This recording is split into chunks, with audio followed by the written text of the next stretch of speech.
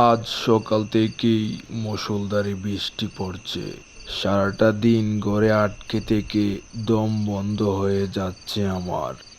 বিকেলে ছোট ভাইদের সাথে ফুটবল খেলতে যাওয়া হয় রোজ, কিন্তু আজ আর হলো না। কিছুক্ষণ বিছানায় শুয়ে থাকলেও এক কাপ চা খাওয়ার প্রয়োজন বোধ করছি আমি। বাইরে এখনো ঝিরঝির বৃষ্টি হচ্ছে। বৃষ্টি কমার অপেক্ষায় বসে আছি। অবশেষে কিছুক্ষণ পর রাত ৮টা ৩০ মিনিটের দিকে বৃষ্টি খানিকটা কমে আসলো। বাড়ি থেকে বের হয়ে গ্রামের রাস্তা ধরে হাঁটছি। আবহাওয়া ঠান্ডা থাকায় বেশ ভালোই লাগছে। আকাশে কালো মেঘে ঢেকে থাকায় মনে হচ্ছে অনেক রাত।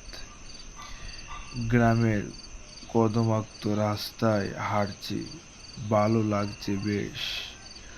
উদ্দেশ্য সবিরন কাকার মুদিমালের দোকানে যাওয়ার। আমাদের গ্রামে অনেক ভালো একজন এবং ভদ্র এবং ব্যবসায়িক ছিল আমাদের সবিরন কাকা।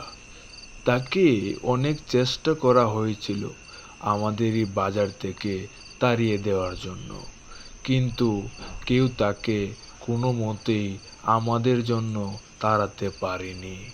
কিন্তু সে প্রায় মধ্যরাত পর্যন্ত দোকান খোলা রাখত। কেন জানি আমার এই বিষয়টা খুবই একটা রহস্যজনক মনে হয়। আমি সবিরন কাকার দোকানে পৌঁছে দেখি আমার আগে আরো দুজন ক্রেতা তাদের সাথে কথা বলতেছে সবিরন কাকা।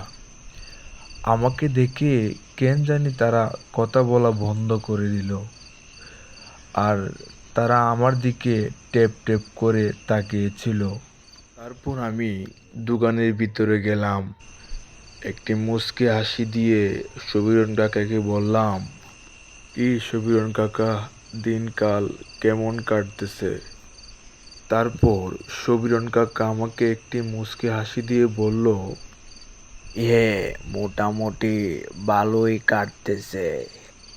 তারপর আমি সবিরন কাকাকে বললাম, মোটামুটি দিনকাল কাটলে কি হবে? আপনার মতো একজন ভালো এই বাজারে কোনো মুদিমাল ব্যবসায়িক আছে নাকি?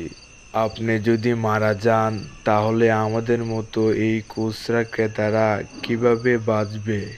তোমার সুবিরন কাকা এখন মরবে না, সে এখন অমরত্ব পেয়ে গেছে। এমন তো না হয় তোমার সুবিরন কাকার আগে তুমি না মারা যাও। আমার পাশে বসে থাকা লোকটির কথা শুনে আমি একটু মুচকি হাসলাম। তারপর আমি বললাম, কি আর করা যাবে, কপালে যদি মৃত লেখা থাকে তাহলে তো আমাকে মরতেই হবে, তাই না? সুবিরন কাকা, আমি শুধু তোমার দোকানে জিনিস কিনতে আসিনি। তাহলে কি করতে এসেছিস এত রাতে আমার দোকানে? শুনেছি তুমি নাকি ভালো ভূতের গল্প বলতে পারো।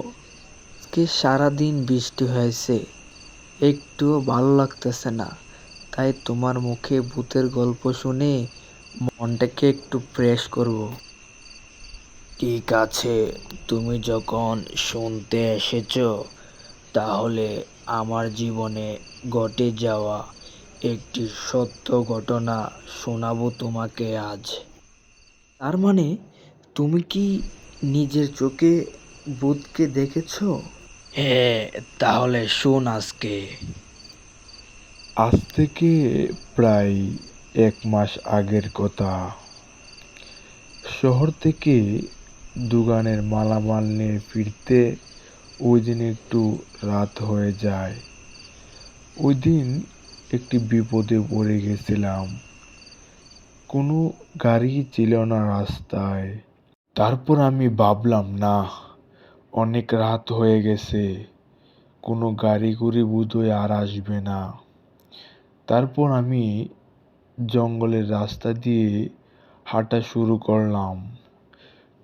আমি যখন মাঝ জঙ্গলে চলে আসলাম, আর ওই দিনের রাতটা ছিল পূর্ণিমা রাত।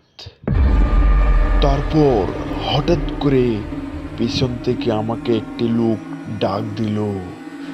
তারপর আমি পিছন ফিরে দেখি একজন পালোয়ান লোক আমাকে ডাকছে। তারপর আমি ওই লোকটির দিকে অনেক সময় ধরে তাকিয়েছিলাম, আর ওই লোকটির সাথে অনেক কথা বলার চেষ্টা করেছিলাম, কিন্তু ওই লোকটি আমার সাথে একটুও কথা বলল না। তারপর রাত যখন 12:15 বাজে, হঠাৎ করে সেই লোকটির চেহারা কেন জানি রক্তে পরিবর্তন হয়ে গেল। তারপর এই ভয়ঙ্কর লোকটি আমাকে বলতেছে, এ তোর আমার সাথে কথা বলার এতই যখন শখ হয়েছে, বলে ফেল। আর কিছুক্ষণ পরেই তুই আমাদের সাথে ওই চাঁদের দেশে চলে যাবি। হি হি হি হি।